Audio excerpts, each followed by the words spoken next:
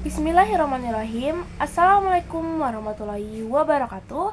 Perkenalkan, nama saya Siti Fitriani dengan NIM 230507612. Saya berasal dari kelas A angkatan 2023, jurusan Pendidikan Bahasa dan Sastra Indonesia. Di sini saya akan mereview tentang mata kuliah Kritik Sastra dari kelompok 4, yakni Sosiologi Sastra. Berikut paparannya. Suki pengertian bahwa sosiologi sastra itu merupakan perpaduan dari dua ilmu yang berbeda, yakni sosiologi dan sastra. Sosiologi adalah ilmu yang mempelajari struktur sosial dan proses-proses sosial, termasuk dalamnya perubahan-perubahan sosial. Sedangkan sastra yang merupakan gambaran kehidupan atau cerminan dari kehidupan nyata manusia dalam sehari-hari.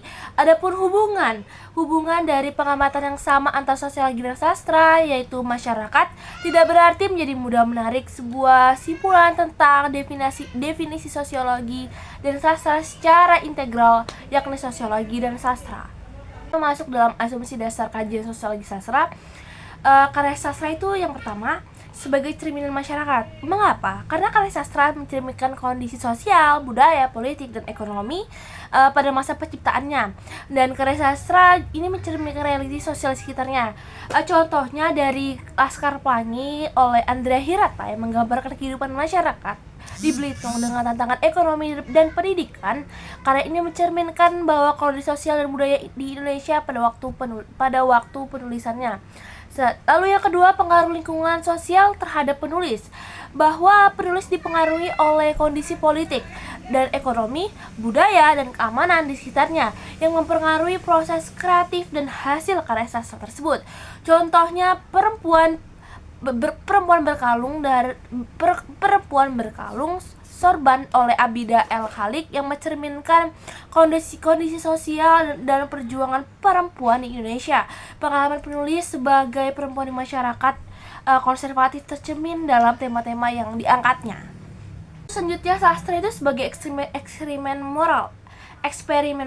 Kenapa? Karena karya sastra sering digunakan untuk mengeksplor nilai-nilai moral dan pandangan sosial, narasi, dan karakternya. Contohnya dari Siti Nurbaya oleh Mara Rusli yang menyajikan pandangan tentang ketidakadilan gender dan pernikahan paksa dalam konteks sosial masyarakat Minangkabau. Maka karya ini mencerminkan kritik sosial terhadap praktik-praktik tersebut. Lalu selanjutnya, karya sastra itu juga refleksi pengalaman hidup. Mengapa? Karya sastra ini mencerminkan pengalaman hidup penulis, baik yang nyata maupun rekaan. Contohnya pada kumpulan puisi Chairil Anwar, di mana mencerminkan pengalaman dan perjuangan Chairil Anwar dalam konteks kemerdekaan Indonesia dan kondisi sosial pada masa itu. Kehidupan sosial itu sebagai pemicu lahirnya karya sastra. Mengapa? Karena karya sastra lahir sebagai respons terhadap kondisi sosial dan budaya pada waktu tertentu. Contohnya Gadis Pantai oleh N. Hadini yang menggambarkan kehidupan sosial dan perjuangan perempuan Indonesia pada masa sebelum dan sesudah kemerdekaan. Karya ini juga mencerminkan bahwa dinamika sosial dan budaya pada periode tersebut. Teknik kajian sosiologi sastra.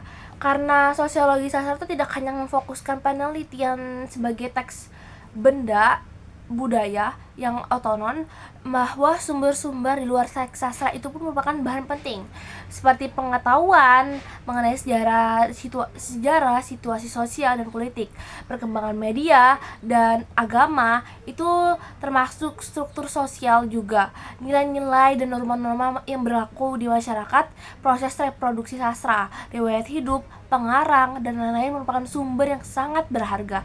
Data yang berkenaan dengan semua itu bisa dilakukan dengan berbagai cara pula, tidak hanya dengan memeriksa sumber tertulis, itu bisa dilakukan dengan berbagai cara pula, maupun cara terbuka ataupun tertutup. Lalu seperti halnya kajian-kajian sastra lainnya, penerapan kajian sosiologi sastra pun perlu mempertimbangkan fokus permasalahan yang akan dibahas. Teori kritik sastra sosiologis menekankan bahwa karya sastra perlu dan harus dipahami dalam konteks sosial, budaya, historis di mana karya tersebut diciptakan. Karya sastra nggak hanya merupakan produk artistik, tetapi juga merupakan cerminan dari kondisi sosial dan hubungan kekuasaan pada masa itu.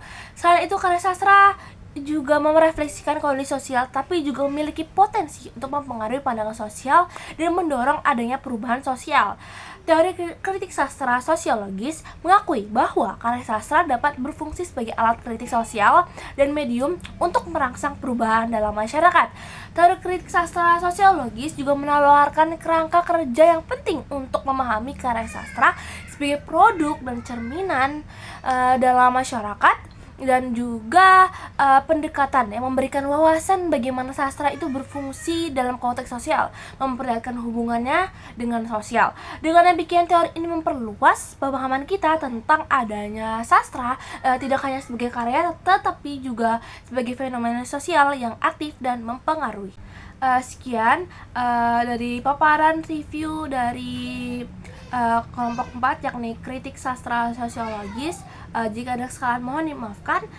Wabillahi taufiq wal hidayah. Wassalamualaikum warahmatullahi wabarakatuh.